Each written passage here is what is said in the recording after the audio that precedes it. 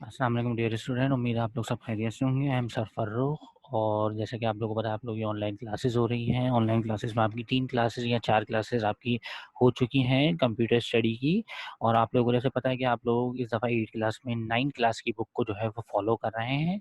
तो आपके कुछ टॉपिक एक्सप्लेन हो चुके थे, कुछ टॉपिक फर्स्ट चैप्टर के जो इंट्रोडक्शन टू कंप्यूटर था उसके रहते थे। तो आज जो टॉपिक है हमारा वो है प्रोग्रामिंग लैंग्वेज का। तो प्रोग्रामिंग लैंग्वेज बेसिकली क्या है? प्रोग्रामिंग लैंग्वेज में हम देखेंगे, प्रोग्रामिंग लैंग्वेज में हम सबसे पहले जो है पढ़ेंगे कि जो है प्रोग्रामर, यानी जो भी हमारी चीज़ें हैं। प्रोग्राम हो गया हमारे पास, सॉरी ये गलत जगह टाइप हो गया। प्रोग्राम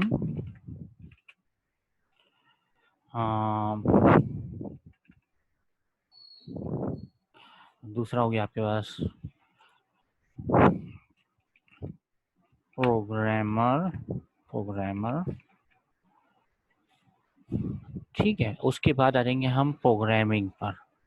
तो सबसे पहले मैं आपको बताना चलूँ प्रोग्राम क्या होता है। सेट ऑफ इंस्ट्रक्शन, इसकी इतनी सी डेफिनेशन है। ठीक है, किसकी? प्रोग्राम की डेफिनेशन है सेट ऑफ इंस्ट्रक्शन, यानी set of step by step instruction भी कह सकते हैं इसको। यानी आप जो है कंप्यूटर इंस्ट्रक्शन का मतलब मैं आप लोगों को जैसे पहले ही बता चुका हूँ कि इंस्ट्रक्शन का मतलब होता है जैसे कि किसी को इंस्ट्रक्ट करना या ऑपरेशन करना, वो चीज़ें जो है आपकी क्या होती हैं, इंस्ट्रक्शन में आ जाती हैं।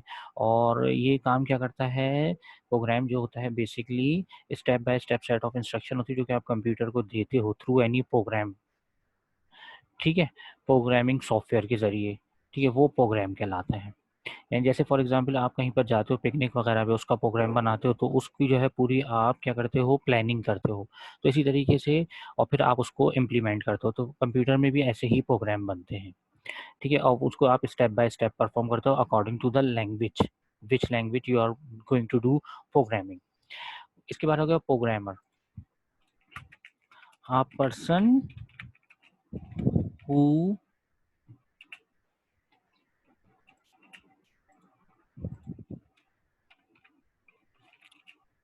Right a programme.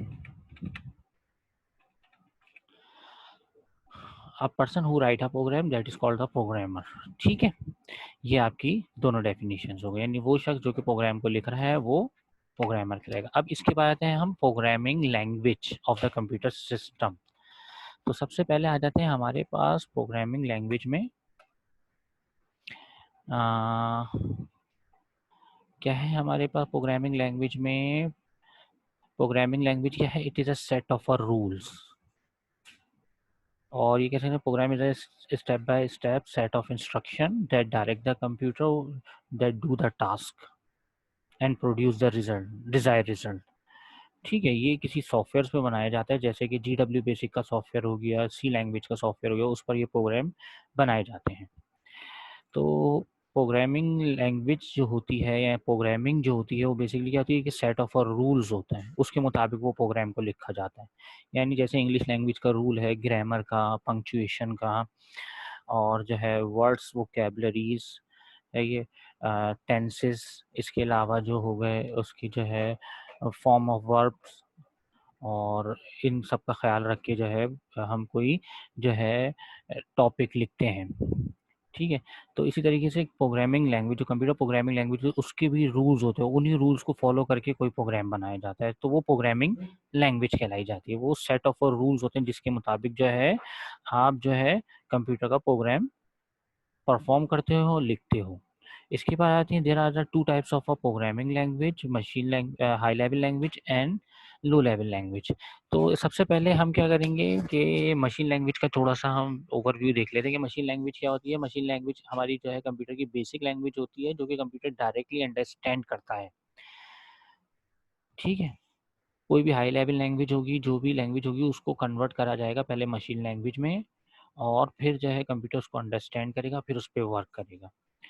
तो उसको भी कन्वर्ट करने के लिए हमारे पास ट्रांसलेटर होते हैं, वो मैं आपको बाद में एक्सप्लेन करूँगा। पहले मैं आपको ये बता दूँ कि अच्छा, हमारी जो मशीन लैंग्वेज होती है उसको हम बाइनरी लैंग्वेज भी कहते हैं, क्योंकि कंप्यूटर अंडरस्टैंड करता है डाटा को बाइनरी लैंग्वेज में, ज़ीरोज़ एंड वंस में। ठीक है, ज़ीरोज़ एंड वन में उसको परफॉर्म करता उसको जो है एक्सेप्ट करता है, और उसकी कोडिंग भी बाइनरी लैंग्वेज में ही होती है, ज़ीरोज़ एंड वन में। अच्छा, अब हाई लेवल लैंग्वेज आते हैं। हाई लेवल लैंग्वेज बेसिकली ये मशीन लैंग्वेज होती है हमारी लो लेवल लैंग्वेज में ही कंसीडर की जाती है। ठीक है, अब इसके बाद आ जाते हैं हमारी एक लैंग्वेज, एक होती है हमारे पास असेंबली लैंग्वेज।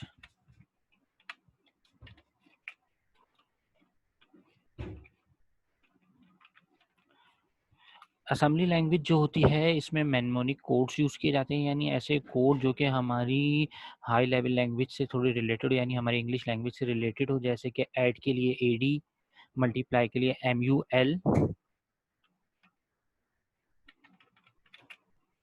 एडिशन के लिए हमारे पास यूज़ करेंगे AD,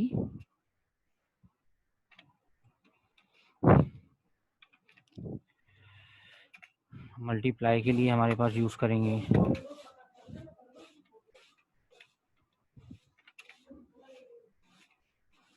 MUL। इस तरीके के हमारे पास इसमें कोड यूज़ होते हैं, इनको हम मेमोनिक कोड कहते हैं, जिसमें हमारे हाई लेवल लैंग्वेज से रिलेटेड भी कुछ अल्फ़ाबेट्स वगैरह होते हैं, और लो लेवल लैंग्वेज से भी रिलेटेड, यानी मशीन लैंग्वेज से रिलेटेड भी कुछ अल्फ़ाबेट होते हैं। ठीक है, ये हो गया। इसके बाद आ जाए हम हाई लेवल लैंग्वेज पे। हाई लेवल लैंग्वेज क्या होती है? ये it is very easy to understand, very easy to write, very easy to code, and human can understand easily, human can write easily, related to the human language होते हैं ये। तो इसको जो है ये हमारी हाई लेवल लैंग्वेज कहलाती है।